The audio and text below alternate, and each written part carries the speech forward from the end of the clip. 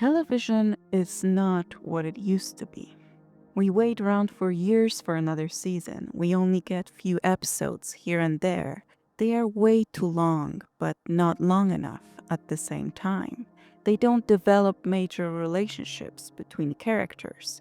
There are too many unnecessary lines in the scripts. The pacing is off, major plot lines are underdeveloped or abandoned midway through, and above all else, the idea for a show, the central mystery or intrigue, fails to grab our attention.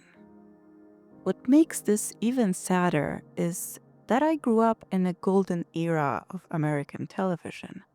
I just didn't know it then.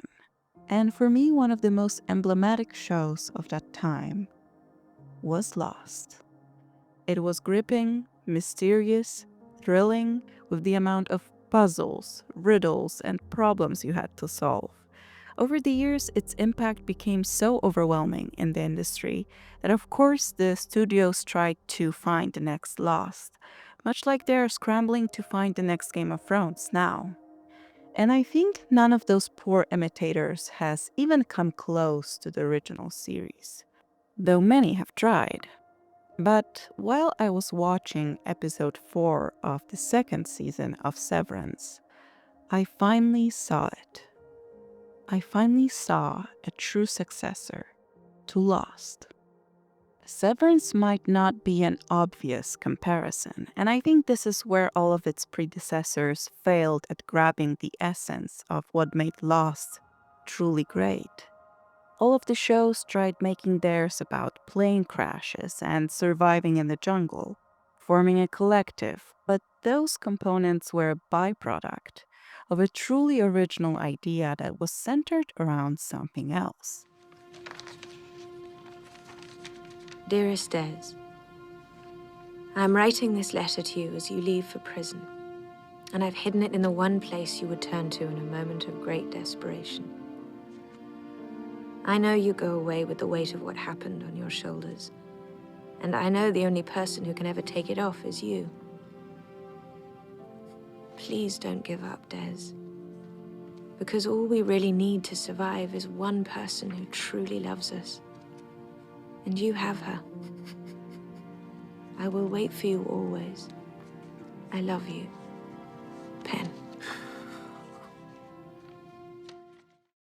Severance isn't filled with big action pieces and epic orchestral music.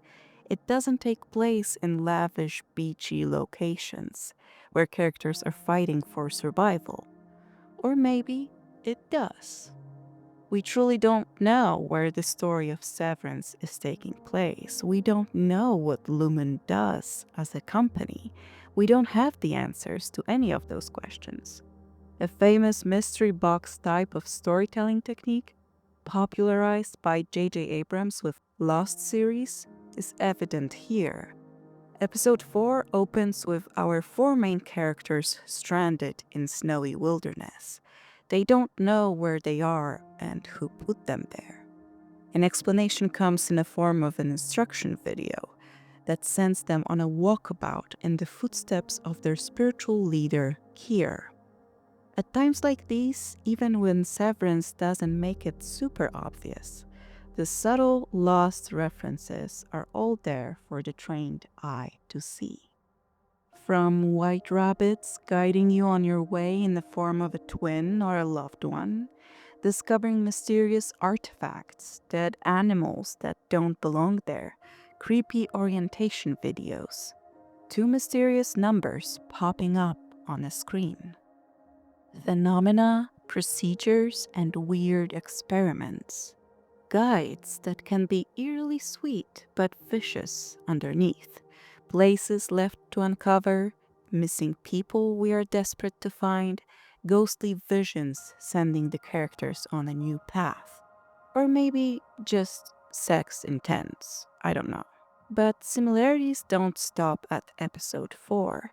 Sequences that show the severed employees arriving and being woken up resemble the recurring motif of opening eyes in Lost. Long white hallways are like mazes the characters are forced to solve.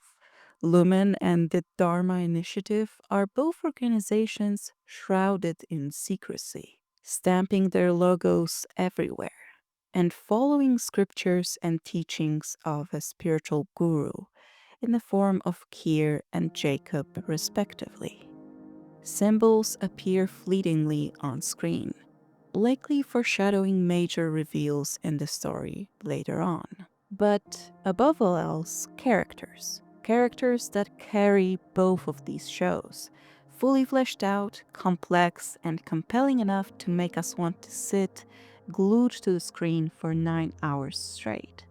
Like a character of Helen/Helly, eerily similar to Juliet from Lost, who was inspired by Carrie by Stephen King. They are both extremely vulnerable, relatable, but also have an ability to commit acts of cruelty and great atrocity, and both are eventually discovered to be imposters among the group. In a similar fashion, we see shades of Ben Linus in Cobell. Both are faithful, but megalomaniacs, initially antagonistic, but potentially redeemable figures, who may ultimately help the protagonists. It is evident that Lost, as well as Severance, was written by a group of really intelligent and well-read people. We don't get as many literature references in the latter as we did in the former. Lost was having sort of a book club type of feel to it, with Sawyer reading a different book each week. This notion, reading as a fundamental human experience, carries into Severance, where Mark's Innie discovers a book written by his brother-in-law, and the words help him and his teammates to break free and seek out real connections. They are all woken up to the loneliness they feel buried deep inside. And these themes are another thread binding both of these stories, a theme of loneliness and grief consuming you and your life. Both Mark and Jack use work as an escape mechanism, to not feel the pain, to not risk another rejection. There's a longing for true companionship and connection, seen in the relationships of Bert and Irv, Mark and Helly. You work so hard to make her think you don't care, that you don't need her, but a guy goes nuts if he ain't got nobody. It don't make no difference who the guy is, as long as he's with you. I tell you, a guy gets too lonely and he gets sick. Both of the stories also talk directly or indirectly about faith.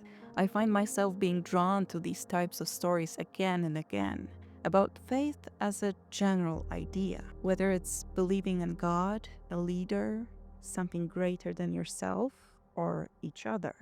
Why do you find it so hard to believe? Why do you find it so easy? It's never been easy!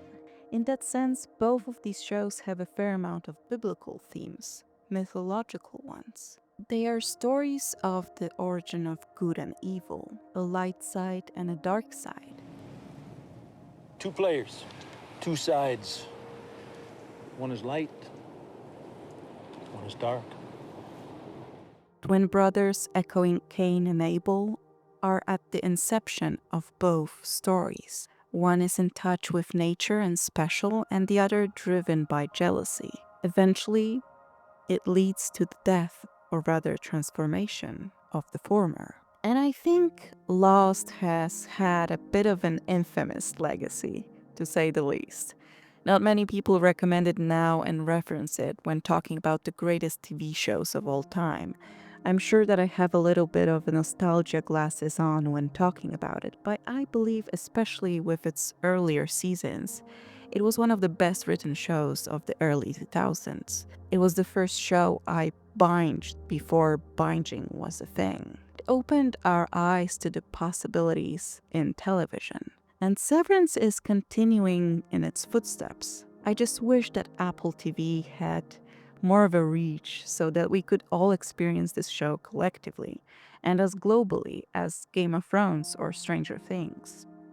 And most importantly, Severance, as a wayward child of Lost, proves that science fiction can be profound. Lost demonstrated that sci-fi could have depth beyond mere spectacle, and that television is an ideal medium for it. Due to the writer's strike and behind-the-scenes struggles, it couldn't fully realize its vision, but Severance now has a unique opportunity to achieve that dream, proving once and for all that science fiction deserves the attention, praise, and accolades Hollywood reserves for mediocre biopics. If Lost was ahead of its time, then Severance has arrived just in time to remind us why we fell in love with stories like these in the first place. I'll see you in another life, brother.